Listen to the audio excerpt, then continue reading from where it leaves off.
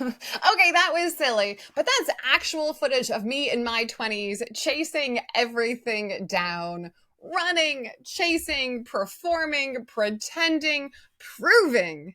And let me tell you, no matter how fast I ran, I never actually arrived. Until one day I stopped running, I stopped chasing, and everything changed. And that's what we're talking about today. Welcome to Practice Your Positive Daily, the podcast where we stop forcing, we start flowing, and we learn how to lead with energy that makes life feel oh so good. I love it. I am Sass Schaefer, and today I am telling you the truth about why I don't chase anymore, the messy backstory that got me there, because I don't chase people, peace, or opportunities. And listen, this isn't a boss babe thing. This is like a breakdown to breakthrough thing. So, if you've ever been in that place where you are running and reaching and hoping, trying to make something happen, this one's for you. All right, I'm going to tell you my story in 4 eras. My first era was the chasing era. Oh my gosh. I learned to chase as a kid. I was raised by late boomers. I don't know about you, but there was a quiet expectation that I needed to look a certain way, perform a certain way, right? Perform, achieve, impress. And that made me worthy of love and affection and time. It was definitely a look at me, tell me I'm good, tell me I'm smart, tell me I'm enough.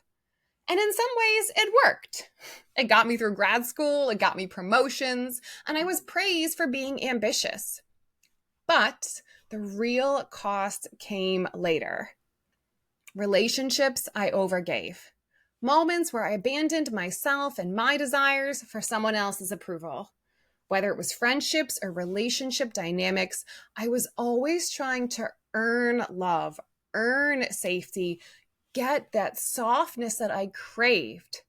I thought I had to prove that I was worthy of love. But in reality, I was running from the truth. All right.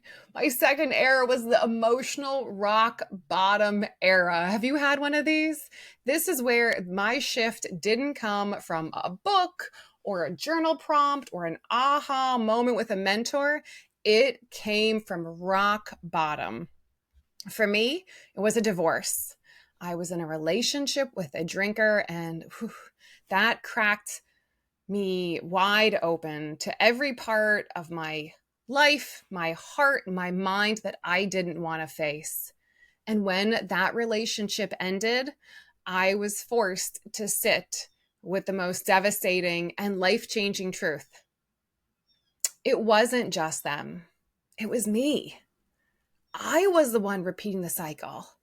I was the one giving my power away. I was the one hoping that someone else would just fix the ache inside of me. That season stripped me down and laid me bare, but it also gave me a new foundation. And that took me into my rising era. Listen, at first it was slow, right? I had to learn to believe that I was enough, that whatever mistakes I'd made, whatever pain I caused other people, or that I carried on myself, that no matter what else had happened in my life, I was still worthy of love, of safety, and belonging right now, just as I was. Because here's the thing, no one else is going to give that to you. You have to give it to yourself. I know. I started healing the open wounds. I started rebuilding that trust in myself. And eventually I started to believe that things were happening for me. There was something bigger, and I was capable of loving others and being loved. And really that shifted my energy. I wasn't chasing anymore. I was becoming something that felt a lot more freeing. All right. And now my how I live now era, my receiving era. These days, I don't perform. I don't chase. I don't prove. I don't pretend. I treat myself with love and compassion and patience. It's such a funny thing that when you stop outsourcing your work to other people, you also stop judging them. Everything just feels lighter. You stop needing to control the room or control people. You stop the trauma bonding. You stop pulling people toward you that reflect your unhealed parts because you've done the work. And what does start? You start attracting people who are open. You attract opportunities that feel light, ideas that flow through joy. It's a whole different world. And I swear, I've never had to have a talk with anyone and tell them this. Anyone who is no longer aligned just faded. I stopped feeding the chase. When I stopped chasing, there's no one else there. I started living in alignment. All right, a deeper one today, but always a positive of the day. We got to put this in action, right? Action brings clarity. So here's the positive of the day. What are you chasing? No, I don't mean what you're working toward, like a new job or financial independence. What are you chasing? What are you energetically gripping, white knuckling, hanging on to? Something that you secretly believe will finally make okay, that you can finally fix. Oh, take that thing and ask yourself, how can I give any of that to myself?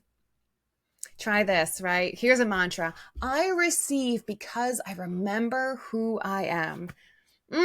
Say it like you mean it, and then act like it's true because it is true if you mean it.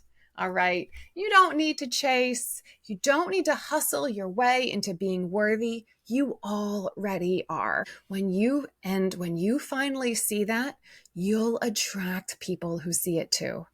You'll create from joy instead of lack. You'll move from fear to love. You'll lead from alignment instead of panic. That is not weakness. That is true power. All right, share this episode with someone who's ready to stop running. Tag me or DM me in the comments about your no more chasing moment. We got this. You got this. Mwah. As always, I love you. Keep practicing your positive, and I will see you at practice.